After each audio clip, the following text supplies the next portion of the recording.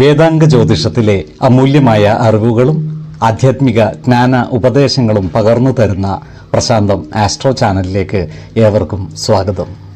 ഈ ചാനൽ ഇതുവരെയും സബ്സ്ക്രൈബ് ചെയ്യാത്തവർ ഇപ്പോൾ തന്നെ സബ്സ്ക്രൈബ് ചെയ്യുക. നോട്ടിഫിക്കേഷൻ ലഭിക്കുന്നതിനായി ബെൽ ബട്ടൺ അമർത്തുമല്ലോ. ഒപ്പം ചാനൽ ലൈക്ക് ചെയ്യുക, ഷെയർ ചെയ്യുക, കമൻറ്റ് ചെയ്യുക. കൊല്ലവർഷം 1200 ആണ്ടിലെ മകര സംക്രമം പുണർദം നക്ഷത്രത്തിലാണ്. മകരം 1-ാം തീയതിയിലെ ഗ്രഹനില അനുസരിച്ച് മേടം രാശിയിൽ ഗുളികനും, എടവത്തിൽ സർവേശ്വരകാരകനായ വ്യാഴവും, കർക്കിടകം രാശിയിൽ ചന്ദ്രനും കുജനും, കന്നിയിൽ കേതുവും, ധനുരാശിയിൽ ആദിത്യനും ബുധനും, കുംഭത്തിൽ ശുക്രനും ശനിയും, മീനം രാശിയിൽ രാഹുവും സ്ഥിതി ചെയ്യുന്നു.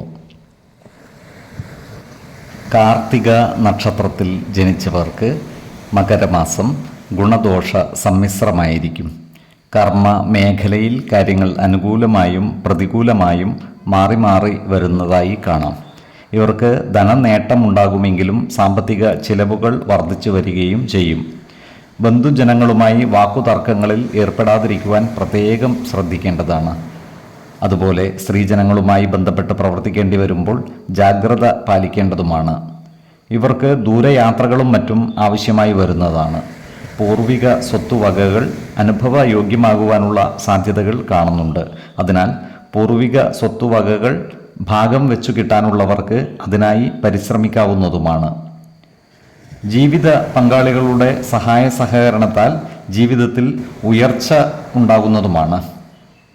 മേടക്കൂറിൽ വരുന്ന ഈ നക്ഷത്രക്കാർക്ക് അപ്രതീക്ഷിത ധനനേട്ടങ്ങൾ വന്നു ചേരുന്നതാണ്. ഇവർക്ക് കർമ്മ മേഖലകളിൽ പുതിയ സ്ഥാനമാനങ്ങൾ വന്നു ചേരുന്നതുമാണ്. ബന്ധുജനങ്ങളുടെ സഹായ സഹകരണങ്ങളും ഇവർക്ക് ലഭിക്കുന്നതാണ്. ധനധാന്യ സമൃദ്ധിയോടെ കഴിയുവാനുള്ള യോഗവും ഇവർക്കുണ്ട്. എടവക്കൂറിൽ വരുന്ന ഈ നക്ഷത്രക്കാർക്ക് സാമ്പത്തിക ചിലവുകൾ വർദ്ധിക്കുന്നതാണ്. അതുപോലെ പണം നഷ്ടപ്പെട്ടു പോകുവാനുള്ള സാധ്യതകളും കാണുന്നുണ്ട്. അതിനാൽ സാമ്പത്തിക കാര്യങ്ങൾ കൈകാര്യം ചെയ്യുമ്പോൾ ജാഗ്രത പാലിക്കേണ്ടതാണ്.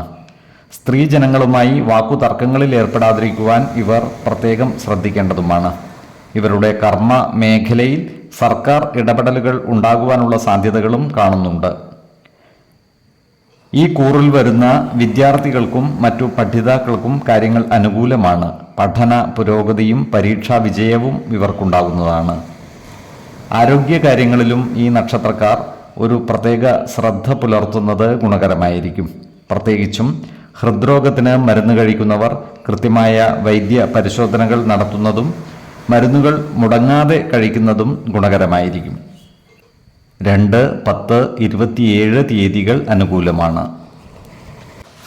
ഈ നക്ഷത്രക്കാർ ജനിച്ച സമയത്തെ അടിസ്ഥാനമാക്കിയുള്ള ജാതകത്തിലെ ലഗ്ന രാശിയുടെയും ലഗ്ന അധിപന്റെയും സ്ഥിതിയും ശുഭ പാപ ഭാവങ്ങളുടെ സ്ഥിതിയും ഓരോ രാശിയിലെയും ഗ്രഹങ്ങളുടെ സ്ഥിതിയും അനുസരിച്ച് ഇവരുടെ പൊതുഫലത്തിൽ ഏറ്റക്കുറച്ചിലുകൾ ഉണ്ടാകുവാനിടയുണ്ട്. കുടുംബ ദേവതകളെയും ഇഷ്ട ദേവതകളെയും ഉപാസിക്കുന്നത് ഇവർക്ക് ആയുരാരോഗ്യ സൗഖ്യമേകും. ഇഷ്ടദേവതാ മന്ത്രം 108 തവണ ദിനംതോറും ലിഖിത ജപം ചെയ്തു വരുന്നത് ഇവർക്ക് സർവ ഐശ്വര്യങ്ങളുമേകും. നല്ല വ്യക്തി സാധനകളോടെയും ഉപാസനകളോടെയും മുന്നേറിയാൽ സർവേശ്വരാനുഗ്രഹത്താൽ ഇവരുടെ സർവകാര്യങ്ങളും മംഗളകരമാകും. നന്ദി, നമസ്കാരം. ജ്യോതിഷരത്നം പ്രശാന്ത് കണ്ണോം.